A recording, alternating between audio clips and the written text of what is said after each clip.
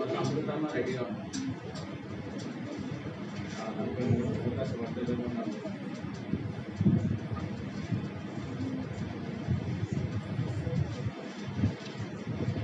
అందుకు ఆయన వానితో, నీకు నాతో కూడా పరదేశిలో ఉండు అని నిశ్చయముగా నీతో చెప్పుచున్నానని. అప్పుడు నేరస్తుని తోడు నేడు నా తోడు నిశ్చయముగా నేరస్తుడి తోడు నేడు నా తోడు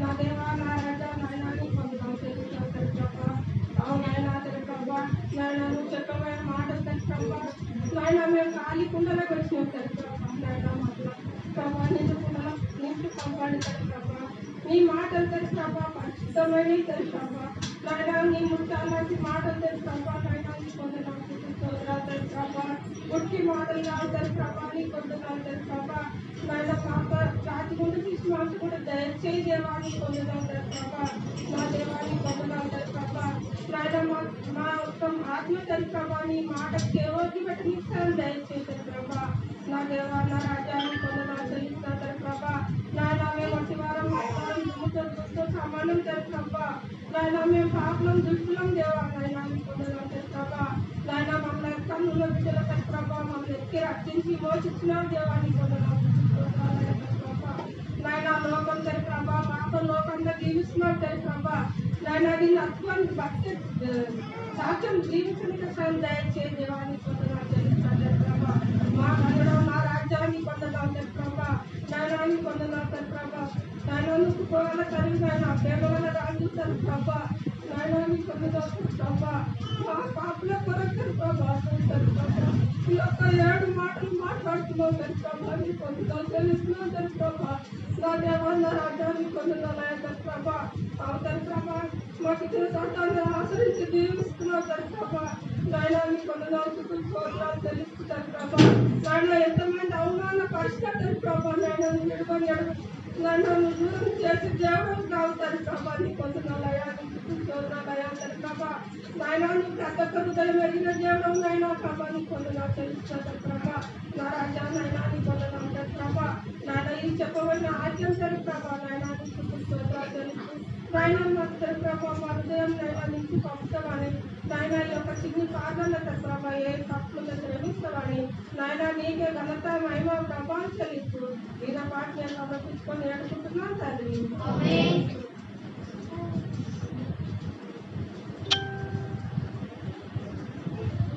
యేసుక్రీస్తునామములో మరి ప్రతి ఒక్కరు కూడా వందనాలు. అది 2వ మార్చగా మరి నాకు ఏర్పడింది కాబట్టి నాకు ఇచ్చినటువంటి దేవునికి మరి సమయానుకూలంగా వచ్చినటువంటి ప్రతి ఒక్కరు కూడా వందనాలు చెల్లిస్తున్నాను. మరి ఈ సమయంలో దేవుడు నాకు ఇచ్చిన జ్ఞానాన్ని బట్టి బోధించడానికి మరి దేవుడు ఇచ్చిన అవకాశాన్ని బట్టి మరి దేవుడికి ప్రత్యేకంగా వందనాలు చెల్లిస్తున్నాను. మరి అమ్మగారు మరి నేను చిన్నప్పుడు ఉన్నప్పుడు చూస్తే మంచి చక్కని స్వరములతో మరి ఆమె తోటి కూడా యాదమ్మ గారు కూడా మంచి పాటలు పాడతారు. నేను చిన్నప్పుడు కూడా మంచి పాటలు ఆమె ఇంకా కూడా పాడుతూ ఉంటుంది. ఆమె పాడుతూ ఉంటే వాళ్ళ వెనకాల పాడుతూ ఉంటుండే. కానీ మరి సమయానుకూలంగా కొంచెం దూరం అయిపోయారు. ఇంకా మరి దేవుడు వారికి శక్తినిచ్చి బలం నుంచి వాడుకునేలాగా వ్యవసాయం చెందినాక మరి వాక్యంలోనికి వద్దాం. నాకు మాట ఏంటి? లూకా సువార్త 23:43. ఒకసారి మళ్ళీ చదువుతారా? అందుకు ఆయన వారితో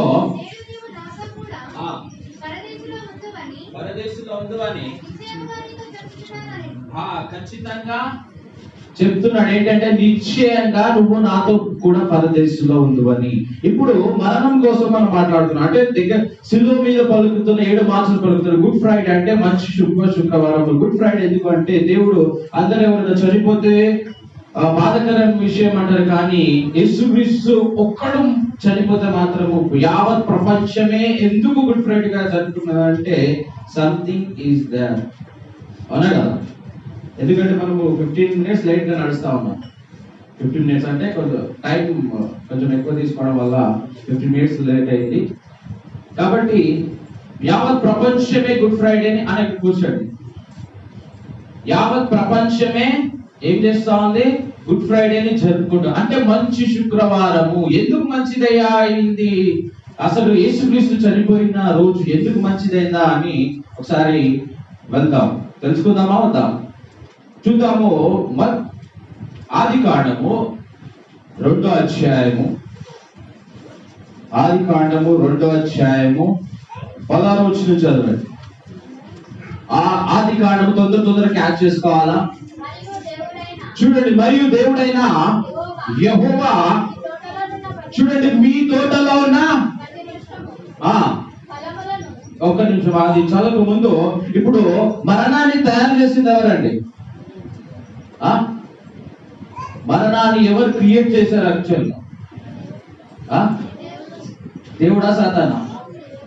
దేవుడు ఎంతమంది? సాతాను ఎంతమంది? సాతాను ఎంతమంది చెప్పండి? దేవుడు చూద్దాం, చదవండి ఆ మాట. మరియు దేవుడైన యెహోవా ఈ తోటలో ఉన్న ప్రతి వృక్షము ఫలములను నువ్వు నిరభ్యంతరముగా తినవచ్చును. అయితే చూడండి, మంచి చెడ్డలు తెలివినిచ్చు ఫలములను వృక్ష ఫలములను నువ్వు తినకూడదు. తింటే ఏమైందో చూద్దాం. నువ్వు వాటిని తినుదినమున నిశ్చయముగా నువ్వు చచ్చెదవు అని నరునికి ఆజ్ఞాపించాడంట. హల్లెలూయా. ఇప్పుడు సాతాను గాడు తయారు చేయలేదు ఏంటి? మరణాన్ని ఎవరు తయారు చేశారు అంటే ఆల్రెడీ అన్నిటిని తయారు చేసిన వాడు దేవుడు, ఇంక్లూడింగ్ సాతాన్. అవునా కదా? సాతాను కూడా తయారు చేసింది ఎవరు అంటే లూసిఫర్. ప్రధాన దూత ఎవరైనారు? యేసు దేవుని దగ్గర ప్రధాన దూత ఎవరున్నారు అంటే లూసిఫర్ కూడా తయారు చేస్తారు. చూడండి, నువ్వు తినముగా నిశ్చయముగా చచ్చేదవు అంటే ఆల్రెడీ మరణం అనేది ఉంది అక్కడ. నువ్వు ఎప్పటి వరకు అయితే ఆజ్ఞను మీరవో అప్పటి వరకు మరణం అనేది జీవములోనికి రాదు. అర్థమవుతుందా? మరణం అనేది జీవములోనికి రాదు. ఎందుకంటే మరణం ఉంది కానీ చచ్చిపోయింది. అది నువ్వు ఎప్పుడైతే దాన్ని యాక్టివేట్ చేస్తావో అప్పుడు మెలుగుంటుంది. ఏం ఆజ్ఞ ఇచ్చాడంటే నువ్వు తినముగా నిశ్చయముగా చచ్చదు. కానీ ఆదాము చచ్చాడా? చావలేదు. ఎందుకు చావలేదు అంటే మీరు అందరూ ఇప్పుడు మీకు ఒక డౌట్ రావచ్చు. అయ్యా ఆదాము అవ్వ పాపము చేసినప్పుడు అంటే ఆ పండ్లు తినప్పుడు తినకుండా ఆపొచ్చు కదా? తొందరగా నేను చెప్పేస్తాను, ఎందుకంటే రిఫరెన్స్ చేసే టైం లేదు కాబట్టి. ఎందుకు ఆపలేదయ్యా అంటే ఆయన మార్చుకు కట్టుబడి ఉంటాడు. ఎందుకు అంటే ఆయన 1వ అధ్యాయం 26వ వచనంలో ఆదికాండంలో ఏం మాట్లాడుతున్నాడు అంటే భూమిని మీరు ఏలండి. భూమిని ఎవరికి ఇచ్చాడంటే మానవులకు మాత్రమే ఇచ్చాడు. అందుకనే ఇప్పుడు ఏమని ఉంటదంటే హ్యూమస్ మ్యాన్. హ్యూమస్ అంటే మట్టి, మ్యాన్ అంటే స్పిరిట్. ఈ యొక్క బాడీలో, ఈ యొక్క మట్టి శరీరంలో ఆత్మ ఉంది, అవునంటారా కదా? ఒకవేళ ఈ మట్టి శరీరంలో ఆత్మ లేకపోతే ఈ భూమి మీద ఉండడానికి నీకు అధికారం లేదు. అందుకనే సాతాను గాని శక్తులకు అధికారం లేదు భూమి మీద ఉండడానికి. ఎందుకయ్యా సాతాను గాని కంటి కనపడవు అంటే అందుకే కనపడదు. ఎందుకు అంటే భూమి మీద ఉండడానికి మనిషి శరీరం కావాలా. ఒకవేళ మనిషి శరీరము లేకపోతే భూమి మీద ఉండడానికి అధికారం లేదు, ఇంక్లూడింగ్ అందరూ. అవునా కదా? ఇప్పుడు నేను కూడా ఒకవేళ ఈ యొక్క ఆత్మ నన్ను విడిచిపోయి, ఈ యొక్క శరీరాన్ని విడిచిపోయింది అనుకో, నాకు అధికారం లేదు భూమి మీద ఉండడానికి. కాబట్టి ఆయన అంటున్నాడు ఏంటంటే అందుకని ఆపలేదు. ఎందుకంటే దేవునికి అధికారం లేదు భూమి మీదకి వచ్చి మానవ రీతిగా వచ్చి ఆపడానికి. అందుకని అవ్వను ఆపలేదు. ఎందుకంటే ఆయన భగవంతుడు, శక్తిమంతుడు అన్ని అయి ఉండి ఎందుకు ఆపలేదయ్యా అంటే అందుకు ఆపలేదు. చూద్దాము ఆదికాండము 3వ అధ్యాయము 10వ వచనం చదవండి. చూడండి, అందుకతడు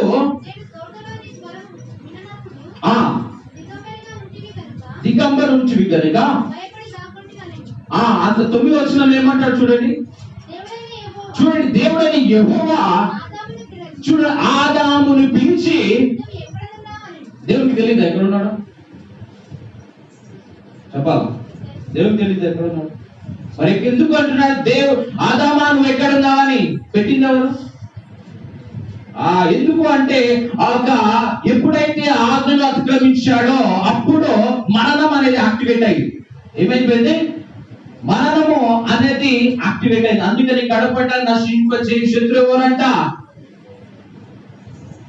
కడపట నశింపజే శత్రువు ఎవరు అన్న చెప్తున్నావు ఏంటంట? ఎప్పుడైతే ఆజ్ఞను అతిక్రమించాడో మరణం యాక్టివేట్ అయింది. కానీ కడపట నశింపజే శత్రువు ఏంటంట? మరణము. ఆ మరణాన్ని కడపటి మొదటి ఆదాము ఆజ్ఞను అతిక్రమిస్తే కడపటి ఆదాము ఆయన యేసుక్రీస్తు మరణాన్ని జయించాడు. హల్లెలూయా. ఎందుకయ్యా ఆయన మరణం ఇంత ప్రాముఖ్యత అంటే, ఎందుకంటే మరణము యాక్టివేట్ చేశాడు ఆదాము. ఎందుకంటే మనములో అప్పటి నుంచి మనలో ప్రవహించేదంతా పాపము యొక్క రక్తం. అందుకని పాపముని తొలగించాలి అంటే పాపం లేనివాడు పుట్టాల. అవునా కదా? పాపం లేనివాడు పుట్టాల. పాపం లేనివాడు పుట్టాలంటే మానవునికి, ఇప్పుడు మనము వస్తున్న ప్రతి ఒక్కరు కూడా మానవులుగా పుట్టుతూనే వచ్చాము, అది పాపం వల్ల పుట్టాం. అందుకనే ఒకవేళ మరణించాలి అంటే ఆదాము అక్కడ మరణించాల్సింది. కానీ నిశ్చయముగా ఆయన చావలేదు. ఆయనకు బదులుగా కొత్త నిబంధనలు చూస్తే మనకు యేసుక్రీస్తు మరణమైనట్టుగా చూస్తాం.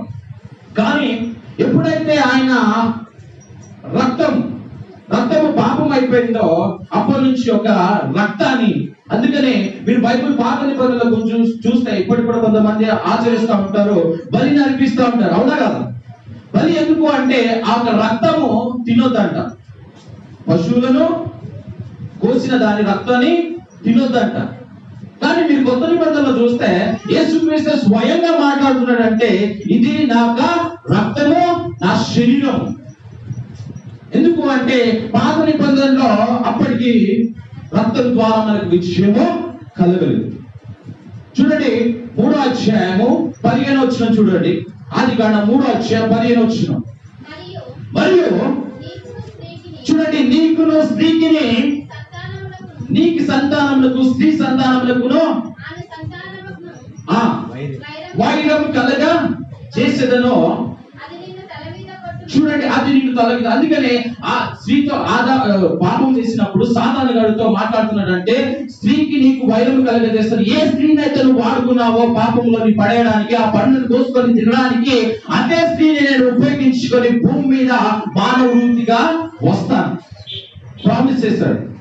ఆదికాండంలోనే ప్రామిస్ చేశాడంటే నువ్వు ఏ స్త్రీని అయితే వాడుకున్నావో పాపంలో పడేయడానికి మానవ జాతిని అంతా కూడా అదే స్త్రీని నేను వాడుకొని పుడతాను. కానీ ఈ కాలంలో ఎందుకు పుట్టలేదంటే ఒక రీజన్ ఏంటంటే రోమా ప్రభుత్వం వచ్చేంత వరకు యేసుక్రీస్తు జన్మించలేదు. అది వేరే కారణం, అది ఎప్పుడైనా చెప్పగలుగుతాం. కానీ ఎందుకు రాలేదయ్యా అంటే ఒక కారణం ఉంది. కానీ ఇక్కడ వస్తానని మాత్రం సెలవిచ్చాడు. అది యెషయాకు అర్థమైంది. చూడండి, యెషయా గ్రంథము 7వ అధ్యాయం 14వ వచనం. 7వ అధ్యాయం 14వ వచనం. యెషయా గ్రంథం 7వ అధ్యాయం 14వ వచనం. చూడండి, కాబట్టి ప్రభువు ఒకటి సూచన ఇస్తా అన్నాడు, ఆలకించుడి. చూడండి, కన్యక గర్భవతి అయి కుమారుని కని అతనికి ఇమ్మానుయేల్ అని పేరు పెట్టును. ఇమ్మానుయేల్ అంటే ఒకవేళ హిబ్రీ భాషలో ఒకవేళ మీరు ఎప్పుడైనా సెర్చ్ చేస్తే హిబ్రీ భాషలో ఏమన్నా God in man human body అంటే దేవుడు కింద మనకు తోడైనది. కానీ హిబ్రీ వర్డ్ లో రియల్ ట్రాన్స్లేషన్ ఏముంటుంది అంటే దేవుడు మానవుని యొక్క శరీరం అంటే మట్టి శరీరంలో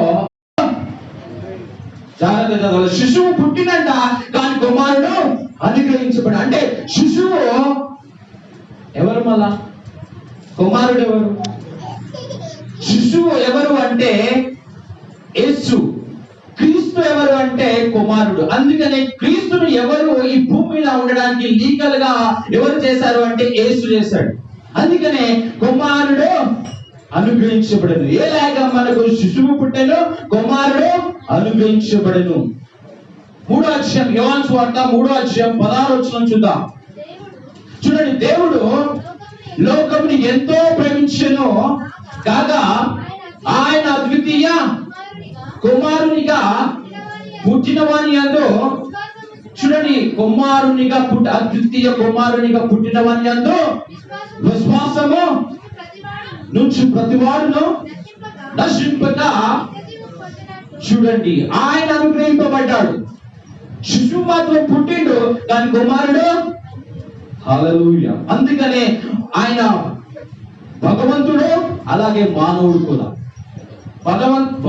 భగవంతుడు, మానవుడు కూడా. చూడండి, అదే యోహాను సువార్త 1వ అధ్యాయం 14వ వచనంలో చూడండి,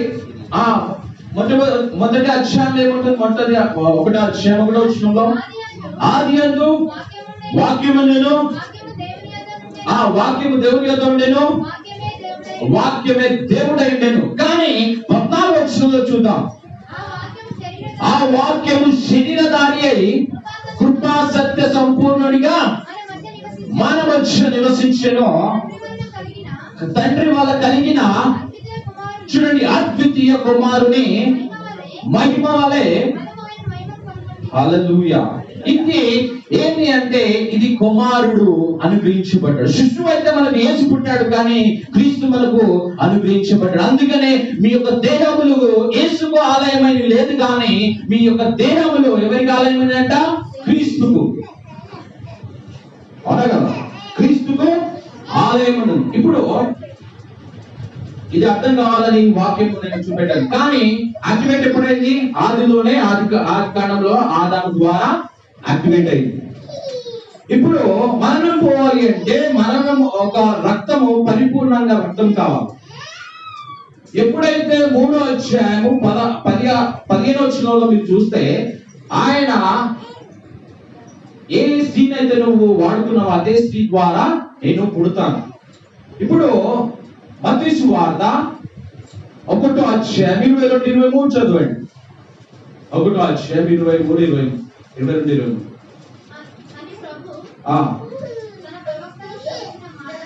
22 చదవండి. చూడండి, కన్యక వాగ్దానము నెరవేరుతా ఉంది. ఇదిగో కన్యక గర్భవతి. అంటే ఏ స్త్రీని అయితే నువ్వు వాడుకున్నావు అదే స్త్రీని నేను వాడుకుంటాను నీలో నీ తల మీద కొట్టడానికి. అది యెషయా ప్రవక్తకు బయలుపడింది. ఇదిగో కుమారుడు మీకు అనుగ్రహించబడతాడు, ఇక్కడ నెరవేరుతాడు. చూడండి, ఒక దేవదూత వచ్చి చదవండి. ఇదిగో కన్యక గర్భవతి అయి కుమారుని కని ఏనట ఇమ్మానుయేల్ అని పేరు పెట్టుబడును అని ప్రభు చూడండి, ప్రభువు ప్రవక్త ద్వారా పలికిన మాట నెరవేరునట్లు ఇదంతయు జరిగేను. అర్థమవుతుందా? కానీ యేసుక్రీస్తు దగ్గరికి వచ్చేసరికి ఆ మరియకు దగ్గరికి వచ్చి దేవుడితో ఏమని పేరు పెట్టమని చెప్పింది తెలుసా? ఏమని పేరు పెట్టబడింది కాదు, ఆల్రెడీ ఆయన ఇమ్మానుయేల్ అని పేరు పెట్టబడింది ఆయన కుమారునికి. కానీ యేసుకు దగ్గరికి వచ్చి నువ్వు యేసు అని పేరు, ఆ ఒక్క మాట మీరు ఎప్పుడైనా చూసుకోండి. యేసు అనే పేరు అంటే యేసుకు అంటే శరీరానికి మాత్రం మీరు యేసు అని పేరు పెడతారు, కానీ ఆల్రెడీ లోపల ఉన్న వారికి పెట్టబడింది. అర్థమైంది? అందుకని ఈ భూమి మీద ఆయన నడిచాడు ఎట్లా అంటే లీగల్ గా. శరీరం ఉంది, అలాగే లోపల ఆత్మ ఉంది. ఎందుకంటే ఒకవేళ ఆత్మ శరీరం లేకుండా భూమి మీద ఎవరైనా నడుస్తా ఉన్నారంటే అది ఖచ్చితంగా నేరము. అందుకనే సాతాను యొక్క దూతలను మనము ఎందుకు వెలవేస్తాము అంటే భూమి మీద మనకు మాత్రమే అధికారం ఉంది, సాతాను యొక్క శక్తులకు అధికారం లేదు కాబట్టి. అందుకనే ప్రవచించేటప్పుడు లేదంటే సాతాను యొక్క పనులు జరగకుండా చేయాలని ప్రతి ఒక్క దైవజనుడు ప్రార్థన చేస్తాడంటే ఎందుకు అంటే వాటికి అధికారం లేదు భూమి మీద. ఇప్పుడు యాక్టివేట్ అయింది, కానీ ఈయన కన్యక గర్భవతి అని జన్మించాడు. కానీ ఇక్కడ ఏ పాపము లేకుండా, అర్థమవుతుందా, ఏ పాపము లేకుండా జన్మించాడు. అంటే ఒక ఇద్దరు భార్య భర్తలు, ఒక ఆడ మగ కలవకుండా జన్మానిచ్చింది. కొంచెం ముందుకు చెప్పండి బాయ్స్. ఆడ మగ ఒక క్రియ లేకుండా మరియా జన్మించడానికి దేవుని యొక్క దూత ద్వారా ప్రవచింపబడింది. అవునా కదా? పాపము లేకుండా. అందుకని ఒకవేళ మీరు ఎవరైనా చూసుకుంటే మీ యొక్క బ్లడ్ మీ అమ్మగారి యొక్క బ్లడ్ లేకపోతే తండ్రి గారి యొక్క బ్లడ్ చాలా కలవదు. అమ్మగారి యొక్క బ్లడ్ అయితే కలవదు మోస్ట్లీ 90% అయితే. ఎవరైనా డాక్టర్స్ ఉంటే ఎవరైనా నర్సులు ఉంటే మీరు కనుక్కోండి, కలుస్తుందా కలవదా? చాలా మోస్ట్ కలవదు, రేర్ అంటే రేరు. అందుకని ఆయన పాపం లేకుండా జన్మించాడు. పాపాన్ని జయించాలి అంటే, పాపంని విడుదల చేయాలంటే ఖచ్చితంగా రక్తము కావాలి. ఎందుకు అంటే రక్తం అనేది చాలా ఇంపార్టెంట్. ఎందుకయ్యా యేసుక్రీస్తు మొట్టమొదటి మాటల్లో ఆయన తండ్రి వీరు ఏం చేయించున్నారో వీరి దగ్గర కనుక వీరికి క్షమించమని ఎందుకు అన్నాడు అంటే, నీ యొక్క రక్తము అంటే ఆదాము యొక్క రక్తము మనలాంటి యొక్క రక్తం కాదు. ఎందుకు అంటే మనలో ప్రవహించేదంతా కూడా పాపం యొక్క రక్తం. ఎందుకంటే ఒకరికి నువ్వు చెప్పాల్సిన అవసరం లేదు దొంగతనం చేయాలని, ఆటోమేటిక్ గా చేస్తాడు. ఒకరికి చెప్పాల్సిన అవసరం లేదు నువ్వు తాగరా అని, ఆటోమేటిక్ గా తాగుతాడు. ఒకరికి చెప్పాల్సిన అవసరం లేదు నువ్వు సిగరెట్ గాని మందు గాని లేకపోతే పాపము చేయాలని ఒకరికి చెప్పము. ఎందుకు చెప్పము అంటే అది సంక్రమించుకుంటూ వస్తుంది. ఎందుకంటే పాపము యొక్క రక్తం. ఇప్పుడు పాపము తీయాలి అంటే నీకు రక్తం అదే పాపం ఉంది, నాకు రక్తం అదే పాపం ఉంది. కానీ నా రక్తాన్ని ఇప్పుడు సపోజ్ అనుకున్నాము, నీకు హెచ్ఐవి ఉంది, నాకు హెచ్ఐవి ఉంది. ఇప్పుడు నాకు రక్తం కావాలా, నీ రక్తం పనిచేస్తుందా చెప్పాలా? నీకు హెచ్ఐవి ఉంది, నాకు హెచ్ఐవి ఉంది, ఇద్దరేమో ఉన్నాము, కానీ ఇక్కడ పనిచేస్తుందా? పని చేయదు. ఇప్పుడు నాకు పని చేయాలంటే హెచ్ఐవి లేనివాడు కావాలి, అంటే పాపము లేనివాడు కావాలి. పాపం లేనివాడు యేసుక్రీస్తు ఉన్నాడు. అందుకని ఏ పాపము లేకుండా స్త్రీ గర్భమందు పరిశుద్ధాత్మ వలన గర్భము ధరించి ఆయన భూమి మీదకి వచ్చాడు. వచ్చిన తర్వాత మీరు చూస్తే మరి ఆది కాండంలో ఎప్పుడైతే వాళ్ళు దిగంబరులుగా ఉన్నారో, చూడండి, ఎప్పుడైతే దిగంబరులుగా ఉన్నారో అప్పుడు వాళ్ళు తిన్న తర్వాత సిగ్గు వచ్చిన తర్వాత ఫస్ట్ మొట్టమొదటి ఏం కట్టుకున్నారు? ఆకులు కట్టుకున్నారు. కానీ మీరు ఆకులు కట్టుకోవద్దు, ఎందుకంటే అప్పటి నుంచే ప్రారంభమైంది బలి. అంటే రక్తం ద్వారా కొన్ని రోజులు దేవుడు ఈ రక్తం ద్వారా అంటే గొర్రెల ద్వారా మేకల ద్వారా పావురాల వల్ల ఆయన శాంతించడం మొదలు పెట్టాడు. అందుకనే బలి అర్పించి ఆయన ఎలా బలి అర్పించాడో తెలియదు, కానీ వాళ్ళకి చర్మపు చుక్కాయలను చేయించాడు. ఇది గ్రహించిన మీరు తెలిసే ఉంటుంది ఆదాము యొక్క కయ్యను హేబెలు. ఎప్పుడైతే ఈ కయ్యను ఈ యొక్క కూర పంటలన్నీ కూడా మన నా యొక్క చేనులో పండిన పొలాల్లో ఉన్న అన్ని కూడా కూరగాయలు తీసుకెళ్తానంటే, కానీ ఏబేలు మాత్రము ఏం తీసుకెళ్ళాడు? ఏం జరిగిందో అది ఎవరికి అర్థం కావట్లేదు. కానీ ఇక్కడ ఆయన ఒక బలిని మాత్రము అంగీకరించినట్టుగా చూస్తాం. అక్కడ నుంచి వీళ్ళు మరి బలిని అర్పించుకుంటూ వస్తా ఉన్నారు. అంటే రక్తంకి ఏం పవర్ ఉంటుంది అంటే చాలా పవర్ ఉంటుంది. మన యొక్క రక్తము, వీళ్ళు గుండె ఉంటే బతుకుతారా లేదా? ఎంతమంది అంటారు గుండె ఉంటేనే, హార్ట్ ఉంటేనే మనం బతుకుతామని? ఎవరు నమ్మరా? ఏముంటే నమ్ముతారు? గుండె ఉంటే, గుండె లేకున్నా కానీ బతకొచ్చంట తెలుసా? హార్ట్ ఆపరేషన్ ఎలా చేస్తారు తెలుసా? గుండెని పక్కకు తీసి ఆ మిషన్ల ద్వారా ఈ యొక్క బాడీ అంతటికి ఏం చేస్తారంట? బాడీ అంతటికి ఈ యొక్క బ్లడ్ అనేది సరఫరా అవ్వాలా. బ్రెయిన్ కి, బ్లడ్ కి, నరాలకి అన్నిటికీ బ్లడ్ సరఫరా అయితేనే మనిషి బ్రతుకుతాడంటారు. కానీ లేకపోతే మనిషి చచ్చిపోతాడు. పోలీసులు షూట్ చేస్తారా లేదా? షూట్ చేస్తే మనిషి చచ్చిపోతాడో చచ్చిపోవడం. బుల్లెట్ కు పవర్ లేదు కానీ ఏం లేదు, బుల్లెట్ కు పవర్ లేదు కానీ బుల్లెట్ దూసుకుపోయిన తర్వాత నీ బాడీలో నుంచి లీక్ అవుతుందే ఏంది? బ్లడ్. దానికి పవర్ ఉండి అది పోవడం వల్ల నువ్వు చచ్చిపోతావు. కానీ బుల్లెట్ కు ఏం లేదు. అదే చచ్చిపోయిన వాడు బుల్లెట్ లో దించి, చచ్చిపోయిన వాడు ఎవరైనా చచ్చిపోయినాక వాళ్ళని కాల్చి కొన్ని రోజుల తర్వాత ఏమైనా వస్తుందా? అందుకని ఈ బ్లడ్ అనేది మనము చాలా ప్రాముఖ్యం. అందుకని ఆయన యొక్క రక్తం ద్వారానే మనకు విమోచన అని చెప్తా ఉన్నాడు. అందుకని కొత్త నిబంధనలో నా రక్తమును, నా శరీరమును తిను తాగమని చెప్పాడు.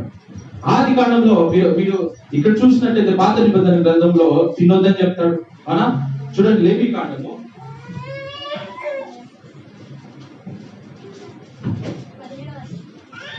17:10-11 చూడండి. మరియు ఇశ్రాయేలుగా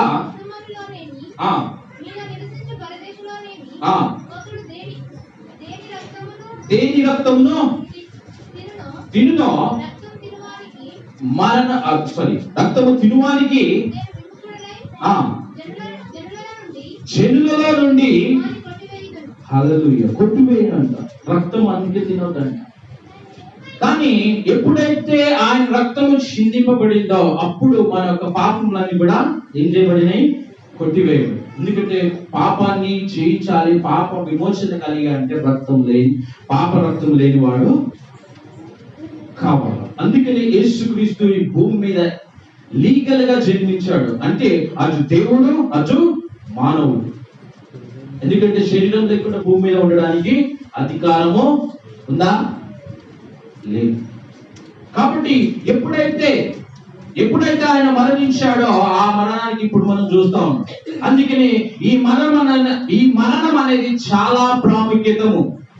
ఇది ఒక క్రిస్టియానిటీ కాదు. క్రిస్టియానిటీ అనేది ఒక మనుషులు ఏర్పాటు చేసింది. నేను అంటాను ఏంటంటే మానవాళి ప్రతి ఒక్కరికి, ఈవెన్ అందరికి, అది హిందూ అయినా, ముస్లిం అయినా, క్రిస్టియన్ అయినా, ఇది మనుషులు ఏర్పాటు. కానీ మానవాళి అందరికీ ఈయన అవసరం. వాళ్ళ టీచింగ్స్ మంచిగా ఉంటాయి, చాలా మంచిగా ఉంటాయి. బుద్ధాన్ని తీసుకోండి, లేకపోతే భగవద్గీతను తీసుకోండి, లేకపోతే ఖురాన్ తీసుకోండి, ఏదైనా కానీ టీచింగ్ బాగా ఉంటుంది.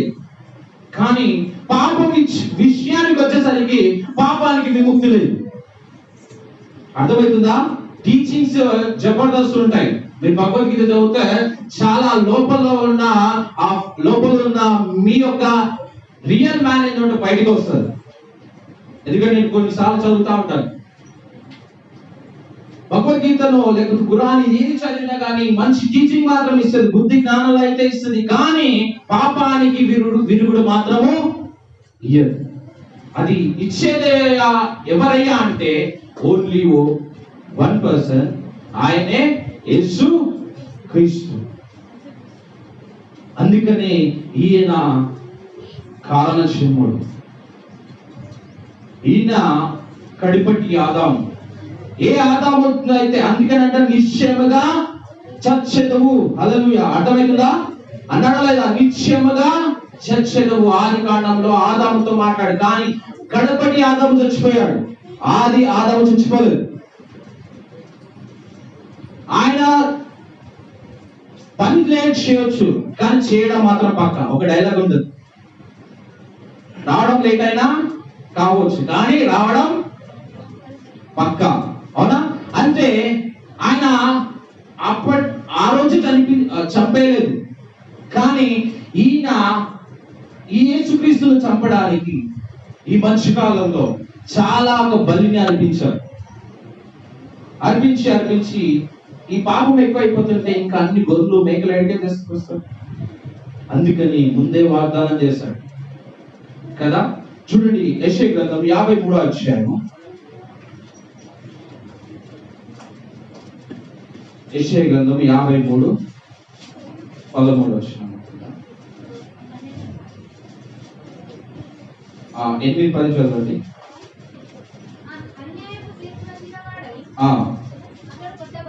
అతడు కొట్టబడెను,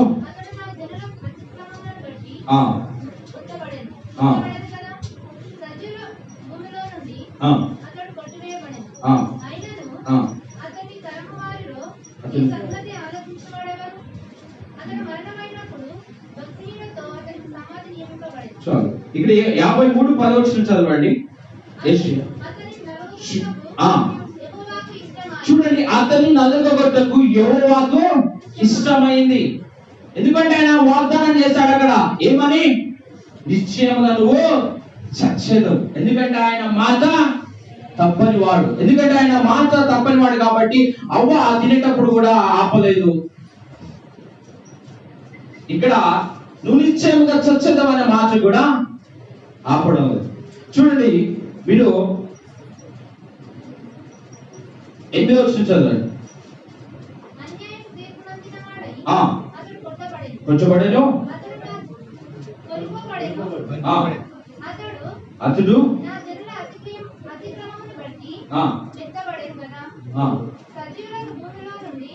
ఇక్కడ ఒక వచనం ఉంటది, ఇదిగో లోక పాపమును మోసుకొని గొర్రెపిల్ల. ఏమొచ్చింది మరి? 53 గొర్రెపిల్ల వల్లే ఉంటుంది, ఇందులోనే ఉంటుంది. మీరు కావాలని చదువుకోండి. చూడండి, చూడండి, మనమందరము గొర్రె వల్లే. చూడండి, మనలో ప్రతి వాడును యెహోవా మన అందరి దోషమును అతని మీద మోపెను.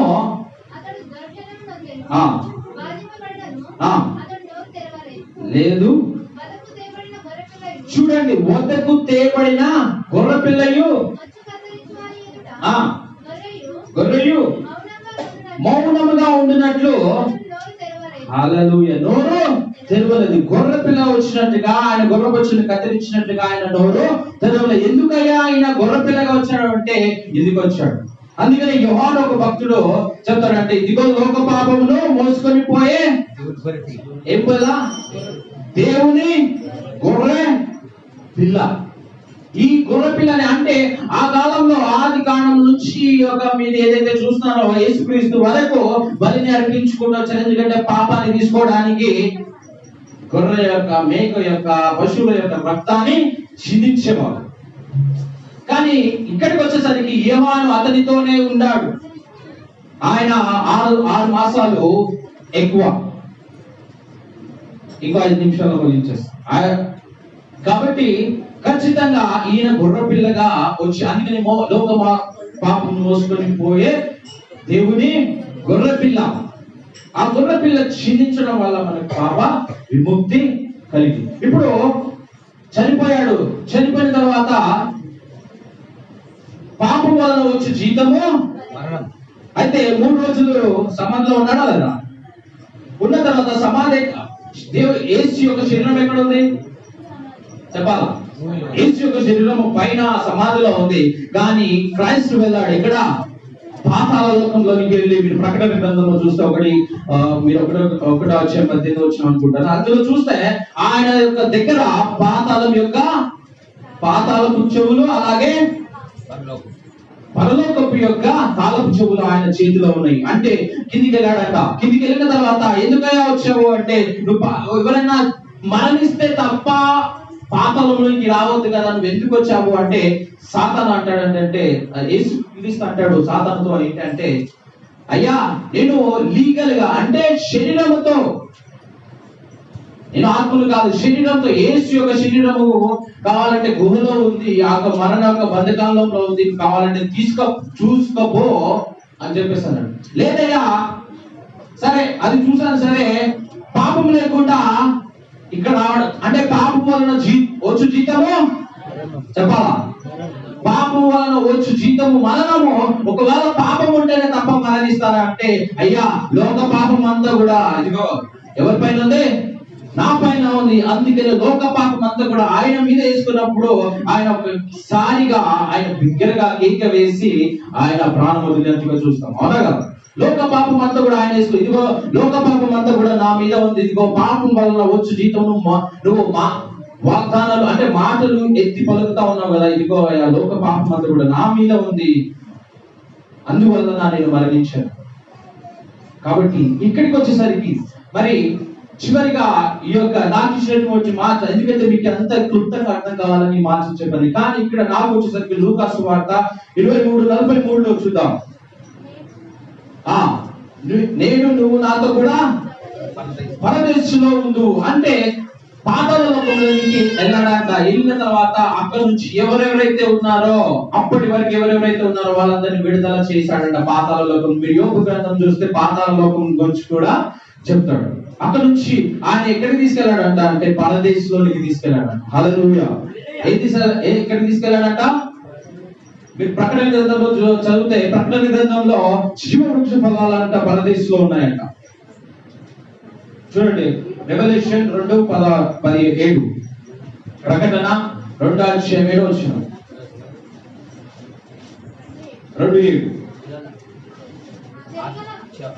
చెబుగల మాట ఆత్మసంగంలో చెప్పుచున్న మాట వినును గాక.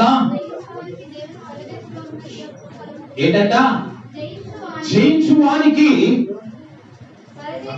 పరదేశంలో చూడండి జీవవృక్ష, పరదేశంలో ఉన్న జీవ వృక్ష ఫలాలను హల్లెలూయా భుజింపనిస్తాడంట. పరదేశంలోనికి తీసుకెళ్ళాడంట. ఎవరిని? అబ్రహామును, ఇస్సాకును, యాకోబును ఇక్కడ పాతాళలోకం నుంచి తీసుకెళ్లి ఆ తాళం ఇప్పిన తర్వాత ఇక్కడ తీసుకెళ్లాడంట, పరదేశంలోనికి తీసుకెళ్ళాడంట. ఎక్కడున్నారయ్యా అంటే చచ్చిపోయిన వాళ్ళంతా పరదేశంలోనే ఉన్నారు. ఆయన వచ్చినప్పుడు తిరిగి మళ్ళీ జీవంలోనికి వస్తారు. అప్పుడు తీర్పు జరిగిన తర్వాత అంతటా అందరికి సువార్త ప్రకటింపబడిన తర్వాత అంతం వస్తుందంట. కానీ అప్పటి వరకు అంతము రాదంట.